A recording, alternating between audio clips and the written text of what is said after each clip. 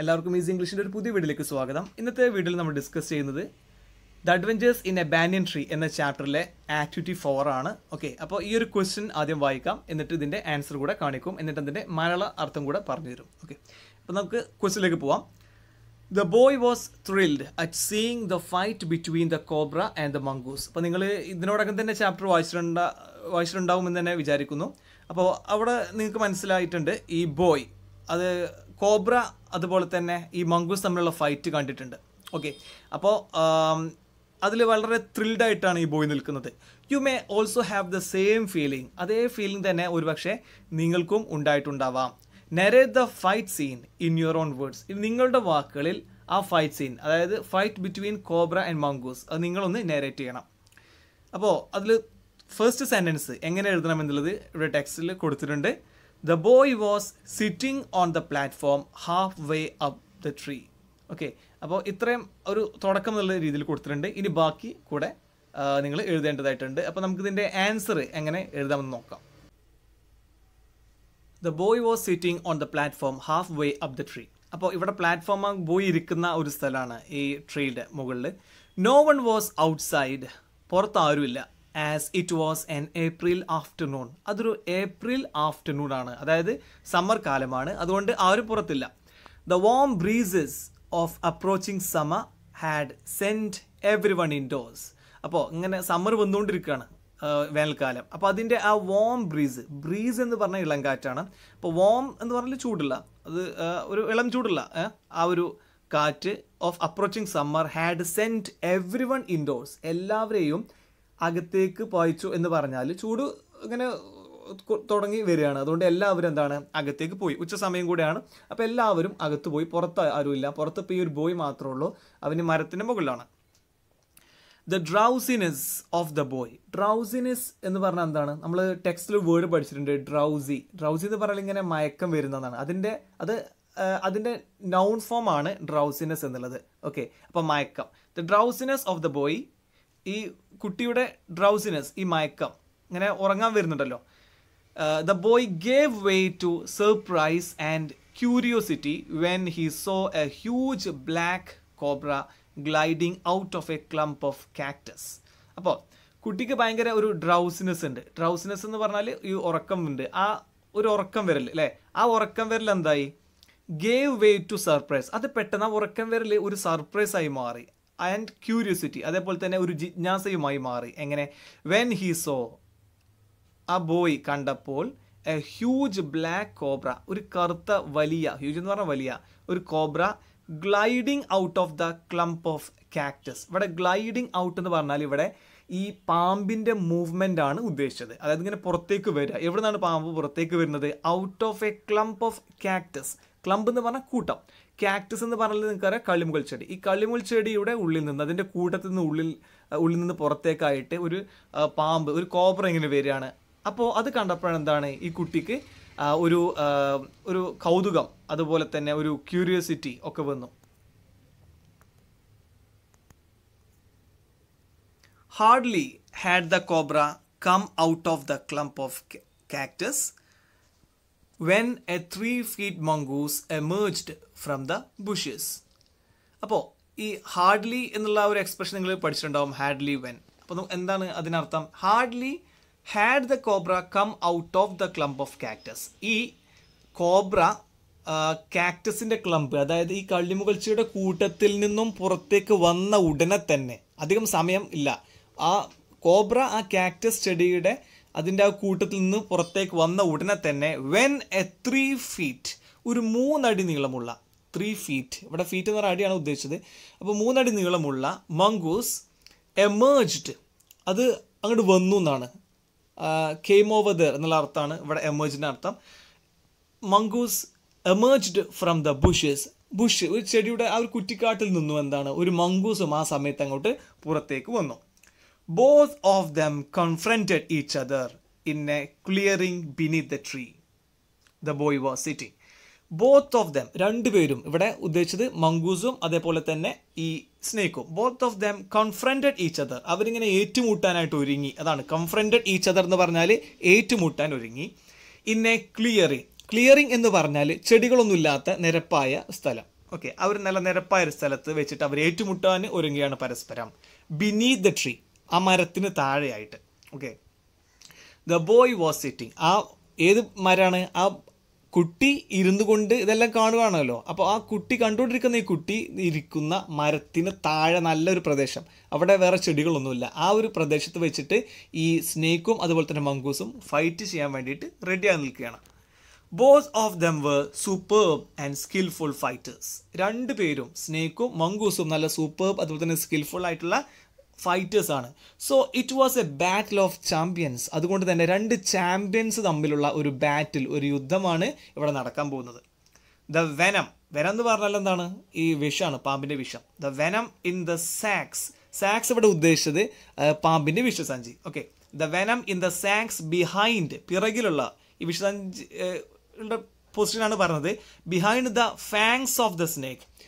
Fangs എന്ന് പറഞ്ഞാൽ പാമ്പിൻ്റെ വിഷപ്പല്ല്. അപ്പോൾ പാമ്പിൻ്റെ വിഷപ്പല്ലിന് പിന്നിലുള്ള ഈ വിഷസഞ്ചിയിലുള്ള വെനം, അതായത് പാമ്പിൻ്റെ വെനം, അതാണ് ഉദ്ദേശിച്ചത്. പാമ്പിൻ്റെ വെനം ഈസ് ഡെഡ്ലി, അത് വളരെ മാരകമേറിയതാണ്. അതായത് ആ ഒരു വെനത്തിന് ഒരാളെ കൊല്ലാനുള്ള കഴിവുണ്ട്, അതാണ് ഡെഡ്ലി എന്ന് പറഞ്ഞത്. Is deadly. വേറാസ്, എന്നാൽ the mongoose could move swiftly, അല്ലേ, മംഗൂസിന് വളരെ ഫാസ്റ്റായിട്ട് മൂവ് ചെയ്യാൻ കഴിയും. ആൻഡ് ടിയർ ഓഫ്, കടിച്ചു കീറാൻ കഴിയും ഹിസ് എനിമി, അതിൻ്റെ എതിരാളി. അപ്പോൾ രണ്ട് കൂട്ടർക്കും നല്ല കഴിവുണ്ട് എന്നാണ് ഇവിടെ ഉദ്ദേശിച്ചത്. ഇവിടെ സ്നേക്കിന് നല്ല ആളെ കൊല്ലാൻ കഴിയുന്ന ഒരു നല്ല വെനമുണ്ട്. അതേപോലെ തന്നെ ഇവിടെ മംഗൂസിന് വെനയില്ലെങ്കിൽ പോലും എന്താണ്, എതിരാളിയെ കടിച്ചു കീറാനുള്ള കഴിവുമുണ്ട്. In addition to the boy, ഇവിടെ ബോയ്ക്ക് പുറമെ, അല്ലേ, in addition to the boy എന്ന് പറഞ്ഞാൽ ബോയ്ക്ക് പുറമെ ടു സ്പെക്ടേറ്റേഴ്സ്, രണ്ട് കാഴ്ചക്കാർ. ആരൊക്കെയാണ്? എ മൈന, ഒരു മൈനയുണ്ട്. ആൻഡ് എ ജംഗിൾ ക്രോ, ഒരു കാട്ടുകാക്ക. കെയിം ഓവർ ദർ, അവർ രണ്ടുപേർ കൂടെ അവിടെ വന്നു. അപ്പോൾ മൂന്ന് സ്പെക്ടേറ്റേഴ്സ് ആണ് ഇവിടെ ടെക്സ്റ്റ് ബുക്കിൽ പറയുന്നത്. ഒന്ന് ബോയ്, പിന്നെ ഒരു മൈനയും പിന്നെ ഒരു ജംഗിൾ ക്രോയും. Okay, unaware of the presence of the spectators, ഈ കാഴ്ച കാണാൻ വന്നിരുന്ന ആൾക്കാരുടെ പ്രസൻസ്, അവരുടെ സാന്നിധ്യത്തിനെ കുറിച്ച് അവെയർ ആയിരുന്നില്ല. അൺഅവെയർ, അവർ അവെയർ ആയിരുന്നില്ല. ആര്? ഈ ഫൈറ്റേഴ്സ് ആട്ടോ. ദ ടു ചാമ്പ്യൻസ്, ഈ രണ്ടുപേരും, the two champions went head to head, അവർ പരസ്പരം കോർക്കാൻ തുടങ്ങി, അതല്ലെങ്കിൽ പരസ്പരം ഫൈറ്റ് ചെയ്യാൻ ആരംഭിക്കുകയാണ്. അപ്പോൾ എങ്ങനെയാണ് അവരുടെ ഫൈറ്റ് വരുന്നത്? The feigned moves of the mongoose constantly troubled the cobra. Feigned moves, അതായത് ശരിക്കും ഈ ഫെയിൻറ്റ് മൂവ് എന്ന് പറഞ്ഞാൽ ഇവിടെ ഡയറക്റ്റായിട്ട് പോയിട്ട് അറ്റാക്ക് ചെയ്യല്ല, മറിച്ച് അറ്റാക്ക് ചെയ്യുന്ന പോലെ തോന്നിപ്പിച്ചിട്ട് അപ്പുറത്തെ സൈഡിലൂടെ പോയിട്ട് എന്താണ് അറ്റാക്ക് ചെയ്യുക. അതാണ് ഫെയിൻറ്റ് മൂവ്. ഫെൻസിങ്ങിലൊക്കെ ഉള്ള ഒരു ട്രിക്കാണ്. അതായത് ഡയറക്റ്റായിട്ട് മുന്നോട്ട് കോബ്രയുടെ അടുത്തേക്ക് പോയി കഴിഞ്ഞാൽ ഈ മംഗൂസിന് സ്നേക്ക് ബൈറ്റ് തട്ടും, അത് പിന്നെ എന്താണ് മംഗൂസിനെ കൊല്ലും. അപ്പോൾ അതിന് ശ്രമിക്കാതെ, മംഗൂസ് വളരെ സ്കിൽഫുള്ളാണ്, വളരെ എന്താണ് പറയുക കഴിവുള്ള ഒരു ഫൈറ്ററാണല്ലോ. അപ്പോൾ മംഗൂസ് ഒരു ഫെയിൻറ്റ് ഫൈറ്റ് ഇങ്ങനെ അഭിനയിച്ചിട്ട് എന്താണ് അപ്പുറത്തെ സൈഡിലൂടെ പോയിട്ടാണ് അറ്റാക്ക് ചെയ്യുന്നത്. The mongoose refused to fix its gaze at the glassy, unwinking eyes of the cobra, or he would be mesmerized. അപ്പോൾ മംഗൂസ് റിഫ്യൂസ്ഡ് എന്ന് പറഞ്ഞാൽ റിഫ്യൂസ് ചെയ്തു, അതായത് ഒരു കാര്യം അനുസരിച്ചില്ല, അതല്ലെങ്കിൽ അതിന് വഴിപ്പെട്ടില്ല. എന്താണ് വഴിപ്പെടാത്തത്? To fix its gaze at the glassy unwinking eyes of the cobra. കോബ്രയുടെ കണ്ണുകൾ നല്ല ഗ്ലാസിയാണ്, അതുപോലെ തന്നെ അൺവിങ്കിങ്, അത് കണ്ണടക്കാത്തതാണ്. അപ്പോൾ ഈ കണ്ണുകളിലേക്ക് നോക്കിക്കഴിഞ്ഞാൽ മെസ്മറൈസ്, അതായത് അതിലങ്ങ് മയങ്ങിപ്പോകും, അല്ലേ? അപ്പോൾ ഈ മംഗൂസിനറിയാം ഈ പാമ്പിൻ്റെ കണ്ണിലേക്ക് നോക്കിക്കൊണ്ടിരുന്നാൽ ഇത് അതിൽ മയങ്ങിപ്പോകുമെന്ന്. അതുകൊണ്ട് കണ്ണുകളിലേക്ക് നോക്കാതെ എന്താണ് ചെയ്തത്? Instead he gazed at A point just below the cobras hood. Hood എന്ന് പറഞ്ഞാൽ കോബ്രയുടെ ആ പത്തിയാണ്. അപ്പോൾ ഈ പത്തിയുടെ താഴെ ആയിട്ട് ഒരു ഭാഗത്ത് ഫോക്കസ് ചെയ്യാണ് കാഴ്ച. ആര്? നമ്മുടെ ഈ മംഗൂസ്. മറിച്ച് ഇതിൻ്റെ കണ്ണിലേക്ക് നോക്കുന്നില്ല. കണ്ണിലേക്ക് നോക്കിക്കഴിഞ്ഞാൽ അത് മെസ്മറൈസ്, അതായത് അതിലങ്ങോട്ട് എന്താ പറയുക, പാമ്പിൻ്റെ ആ ഒരു പ്രത്യേക എന്താ പറയുക ഒരു നോട്ടാണ്. ആ നോട്ടത്തിൽ വീണിട്ട് അതിൽ അങ്ങോട്ട് പിന്നെ ഇവർക്ക് ഈ മംഗൂസിന് മൂവ് ചെയ്യാൻ കഴിയില്ല. ഓക്കെ, അതിലോട്ട് മെസ്മറൈസ് ആയി പോകും. അപ്പോൾ അങ്ങനെ നോക്കാതെ പാമ്പിൻ്റെ ഈ പത്തിയുടെ താഴെയായിട്ട് ഫിക്സ് ചെയ്യാണ് ഇതിൻ്റെ നോട്ടം. The mongoose made a feint to one side of the cobra. കോബ്രയുടെ ഒരു സൈഡിലേക്ക് എന്താണ് ഈ മംഗൂസ് അങ്ങോട്ട് ഫെയിൻ്റ് ആയിട്ടുള്ള ഒരു മൂവ് ചെയ്തു, അതായത് അറ്റാക്ക് ചെയ്യുന്ന പോലെ തോന്നിപ്പിച്ചു, പക്ഷേ അങ്ങോട്ട് പോയില്ല. ഇമ്മീഡിയറ്റ്ലി ഉടനെ തന്നെ ദ കോബ്ര സ്ട്രക്ക്, പാമ്പ് ഉടനെ തന്നെ കൊത്തി. Everyone thought nothing could save the mongoose. എല്ലാവരും കരുതി, അതായത് സ്പെക്ടേറ്റേഴ്സ് 3 പേരും കരുതി എന്താണ്, ഈ nothing could save the mongoose, മംഗൂസിന് ആർക്കും രക്ഷിക്കാൻ കഴിയില്ല, അതുകൊണ്ട് ആ പാമ്പിൻ്റെ കൊത്ത് കിട്ടിയിട്ട് മംഗൂസ് അവിടെ വെച്ചിട്ട് ചത്തുപോകും എന്ന് തന്നെ എല്ലാവരും കരുതി. But the mongoose jumped neatly to one side. എന്നാൽ മംഗൂസ് ഒരു സൈഡിലേക്ക് ചാടുകയാണ് ഉണ്ടായത്. ആൻഡ് ഡാർട്ടഡ് ഇൻ, എന്നിട്ട് മുന്നോട്ട് കുതിച്ചു. ഡാർട്ട് എന്ന് പറഞ്ഞാൽ കുതിക്കുക എന്നാണ്. Move quickly. ഡാർട്ടഡ് ഇൻ, മുന്നോട്ട് കുതിച്ചു. And bit the snake on the back, പിന്നിലൂടെ പോയിട്ട് സ്നേക്കിൻ്റെ ആ പിറകു വശത്ത് നല്ലൊരു കടിയം കടിക്കുന്നത്. And darted away out of its reach, എന്നിട്ട് ഡാർട്ട് അവേ എന്ന് പറഞ്ഞാൽ ഇവിടുന്ന് സ്പീഡിൽ തന്നെ അവിടുന്ന് പോയി. അപ്പോൾ വളരെ ഫാസ്റ്റായിട്ട് കുതിച്ചിട്ട് പാമ്പിൻ്റെ പിന്നിൽ കടിച്ചിട്ട് അത് വീണ്ടും പാമ്പിൻ്റെ ആ റീച്ചിൽ നിന്ന് പുറത്തേക്ക് പോയി. The snake was wounded by the bite of the mongoose. മംഗൂസിൻ്റെ കടി കൊണ്ടിട്ട് ആ സ്നേക്കിന് മുറിവാവുകയാണ്, നല്ല മുറിവാവുകയാണ്. The moment the cobra struck, കോബ്ര ആ കൊത്തുന്ന ഒരു സമയത്ത് the crow and the myna hurled themselves at him. ഇവിടെ ഹേൾ എന്ന് പറഞ്ഞാൽ ഇങ്ങനെ എറിയുക, ത്രോ എന്നാണ്. അതായത് 2 പേരും കൂടി കൂട്ടി മുന്നോട്ട് വരികയാണ്. അതായത് ഇവർ ശരിക്കും ഡയറക്റ്റ്ലി ഇവർക്ക് യാതൊരു ഇൻവോൾവ്മെൻറ്റും ഈ ഒരു ഫൈറ്റിലില്ല. പക്ഷേ ഇവർ സ്പെക്ടേറ്റേഴ്സായി മാത്രം നോക്കി നിൽക്കാതെ ക്രോയും അതേപോലെ തന്നെ മൈനയും എന്താ ചെയ്യുന്നത്, നേരിട്ട് ഇതിലേക്ക് എന്താ പറയുക, നമ്മൾ ഇടങ്കോലിടുക എന്നൊക്കെ പറയില്ല, അല്ലെങ്കിൽ പോക്ക് വൺസ് നോസ് എന്നോ അല്ലെങ്കിൽ ഇൻട്രൂഡ് ചെയ്യുക എന്നൊക്കെ പറയാം. അങ്ങനെ ഇതിലേക്ക് ഇടങ്കോലിടുകയാണ്.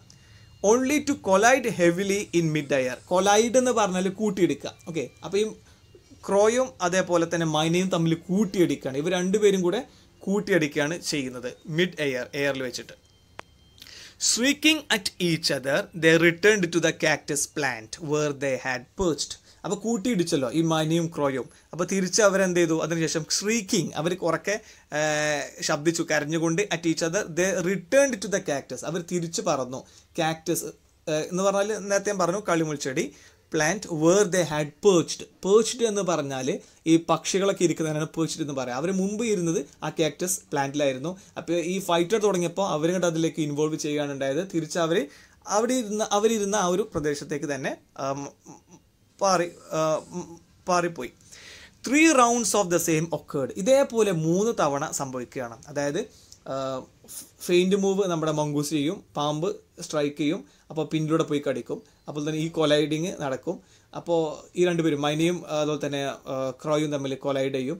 അപ്പോൾ ഇതിങ്ങനെ സംഭവിക്കുന്ന സമയത്ത് പാമ്പാകെ ക്ഷീണിക്കുകയാണ്. കാരണം പാമ്പ് ഇങ്ങനെ കൊത്തുന്ന മിസ്സാവുന്നുണ്ട്, ഈ മംഗൂസിനെ അത് കിട്ടുന്നില്ല. അതുപോലെ തന്നെ മംഗൂസ് പിന്നെ പോയി കടിക്കുന്നുണ്ട്.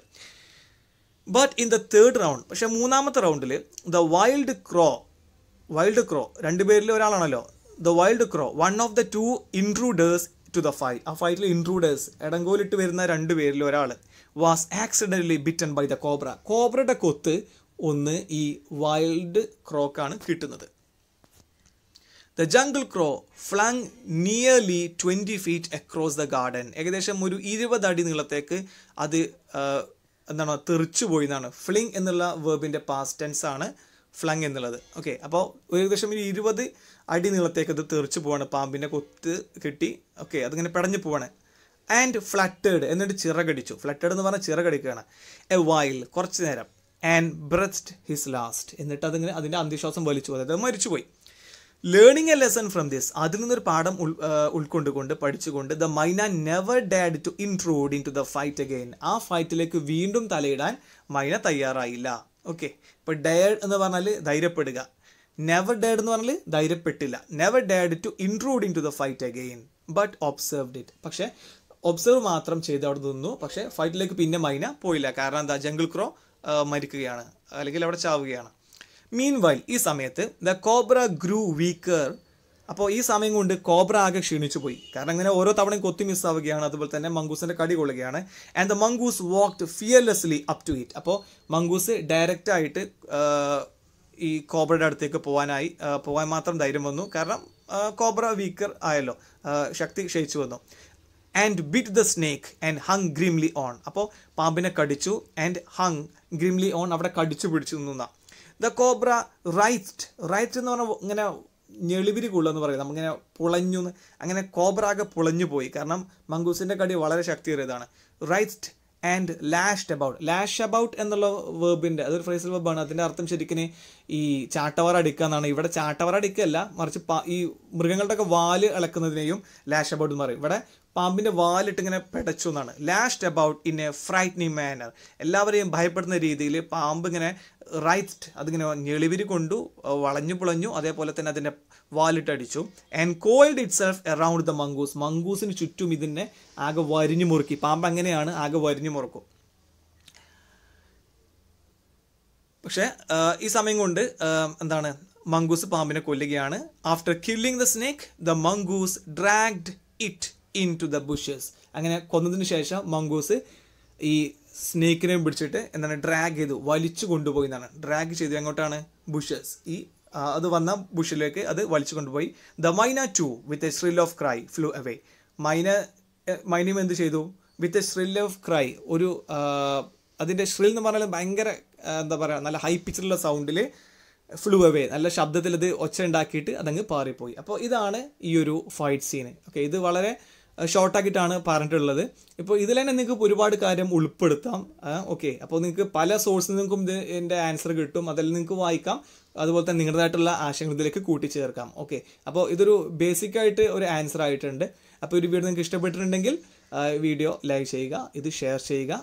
ഈ ഇംഗ്ലീഷ് മുമ്പ് സബ്സ്ക്രൈബ് ചെയ്തിട്ടില്ലെങ്കിൽ ഇതുപോലെ യൂസ്ഫുൾ ആയിട്ടുള്ള വീഡിയോസിന് വേണ്ടിയിട്ട് ഈ ചാനൽ നിങ്ങൾക്ക് സബ്സ്ക്രൈബ് ചെയ്യാവുന്നതാണ്. Okay, so thank you for watching.